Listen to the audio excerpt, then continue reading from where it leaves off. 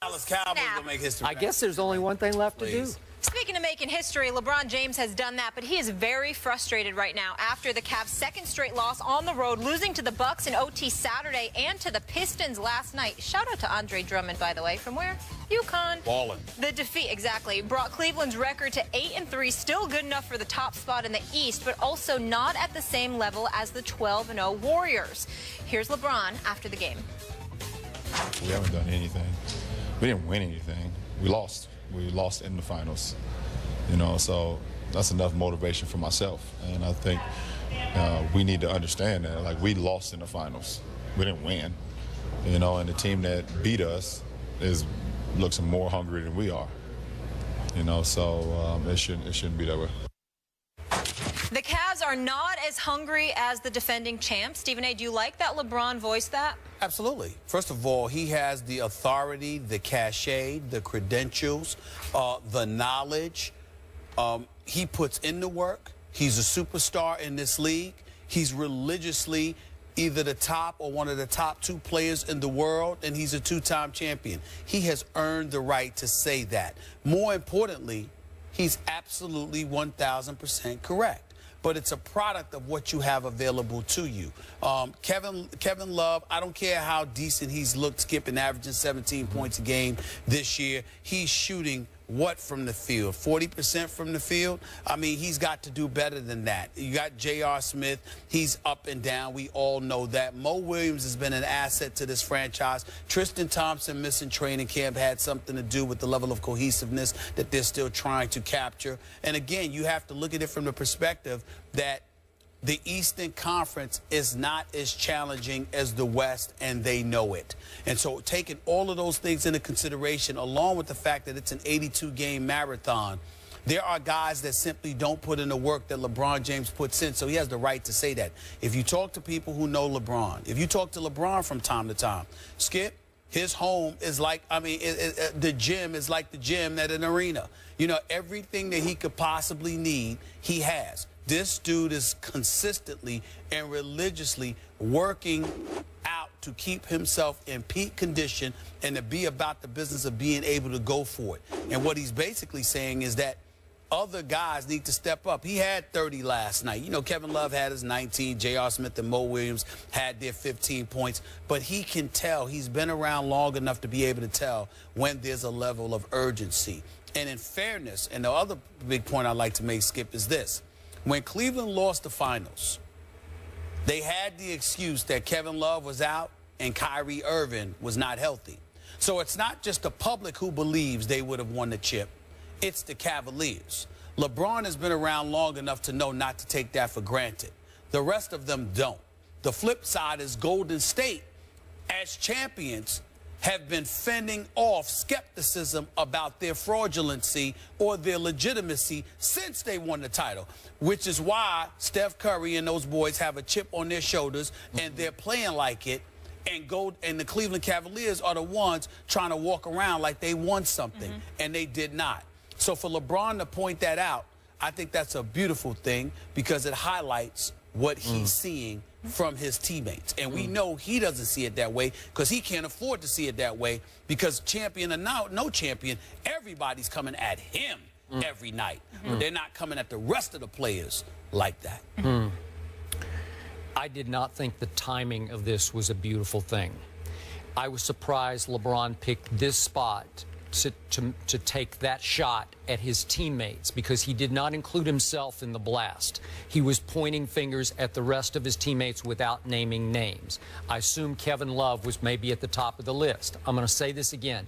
Kevin Love is not capable of living up to what LeBron expects of him. He is what he is. They overpaid him. I told you, I've been on record. I'm not being a hypocrite about this. He is what he is not in the end. He's not that guy. He's not a fourth quarter guy. And if you're going to lean on him, not a $100 million guy. He's not a guy. Come on. So you can't expect that from him. Now, to be fair, there's no Kyrie right now, and there's no Shumpert. And those are two huge key pieces to this puzzle, starting right? Backcourt. Okay, it is. So let's keep it in some perspective. But I was surprised LeBron picked this spot because LeBron wasn't great in the fourth quarter last night. I told you the last game we talked about, he was great in the fourth quarter. He chose last night to play all 12 minutes, which is unusual, wouldn't you say? Yes. All 12 minutes of the fourth quarter. He played 40 for the game, and didn't we hear before the season, I want to go with the Pop model, the Popovich model, right? I want to keep my minutes to maybe 30-ish or so, like the Spurs do. So he plays 40 minutes. He plays the whole fourth quarter, and he scores 5 points in the fourth quarter, including one completely uncontested layup with 16 seconds left. So really just 3 other points besides that. He missed another key free throw. He's shooting 62% from the free throw line. That's pathetic. I got to tell you, so you got to point a finger at yourself so far. I know it's early, but 62% from the free throw line. And for that matter, he's not a three-point shooter. We know that, but 31% from 3 is hurting his team. Bless you. Thank you. 33 free throws he's missed already this year. So I'm looking at his fourth quarter. He had 2 late turnovers. It looked like the game was about to slip away anyway, but he had 2 chances late, and they're double teaming. I get that. One was on an inbounds pass very late, but he turned the ball over. So he didn't have a good fourth quarter. Big deal. But why would you then pick that moment after that game to say, we're not hungry enough, we don't want it as much as Golden State does? Well, we often see that the loser of a finals or the loser of a Super Bowl, as we're seeing with Seattle, that you have a hard time. You have a hard time dredging it back up because you were so close, then they got bad breaks, they lost players. So I don't really get the motivational blast at this point because I'm not sure it's fair right now to the remaining teammates. Well, that depends on how you look at it. You might have a point if you're just looking at it on its face. If you're delving deeper and you surmise that what he's seeing from the rest of his teammates is an absence of urgency, thereby putting a heavier load on him than he wants to carry, maybe, then that's a different argument. Because, again, if you're going to point to the 12 minutes that he played and a lack of productivity, because they were minus 11 with him on the floor in the fourth quarter, okay, if you're going to point to the fact that he played those 12 minutes and you're going to point to the performance, why not also take a moment to point to why he may have felt the need to play those 12 minutes in the fourth quarter? Could it have been because he's looking at his troops and he's not seeing them address the challenge with the level of urgency that it deserves? Now, we know that Stan Van Gundy is coaching these Pistons. He's also the president of basketball operations. They elected to lose out on Greg Monroe, let him go to Milwaukee. They kept Andre Drummond, who is flat out balling. I mean, this dude can walk double-double. Reggie Jackson can play, too. And Reggie Jackson can play. Reggie Jackson can play. Game this season. That's right. Those two, I like those two in Detroit. I think it's some of the better talent they've had in the last few years. I got a lot of respect for what I see them trying to do. But the flip side to it is that they're going to come at you, and if you're LeBron, you're going to look around at guys and say, how are you responding to this challenge? And why do I feel, you know, you might have elected to go there in the fourth quarter, but then you're going to turn around after that game is over, and you're going to say to yourself, why the hell did I feel the need to have to be in this game in the fourth quarter against the Detroit Pistons? If it were the San Antonio Spurs or Oklahoma City Thunder or Golden State Warriors or even the Clippers, fine.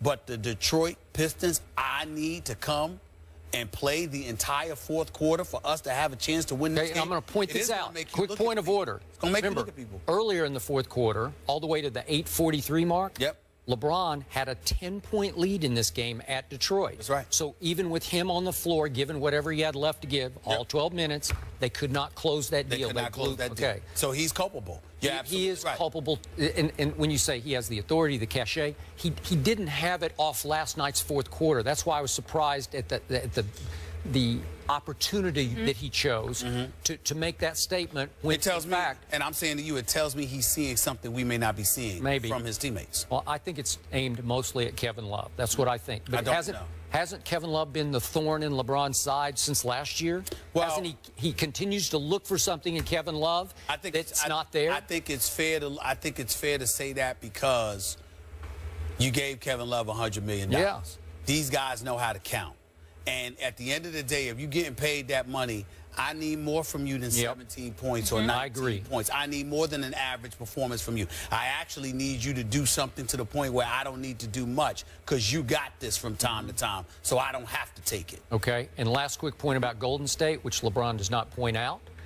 Golden State got a great break during this offseason. They had a media-made chip placed on their shoulder because nobody gave them much respect. It was lucky that they got through, and I was right there with them. I think there was a lot of luck involved in their championship run last year. Then nobody gave Steph any real recognition as a MVP candidate, including us.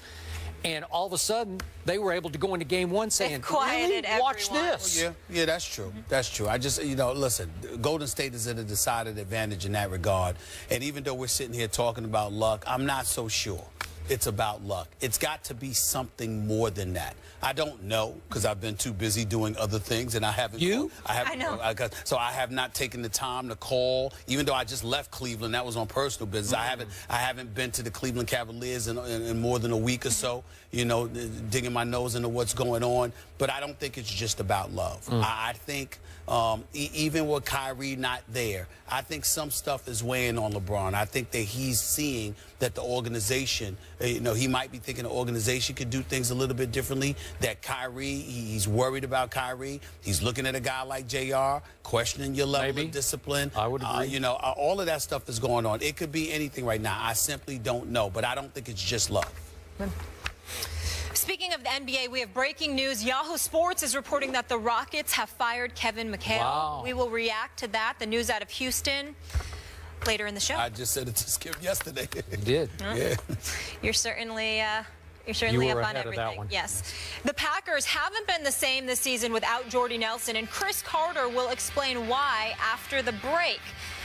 And it is hump day, and we're here to help you get through it with plenty of hot topics from Stephen A. and Skip that will hit our desk. Don't miss a beat by checking out our complete rundown, which you can find on IG right now. Back in a few.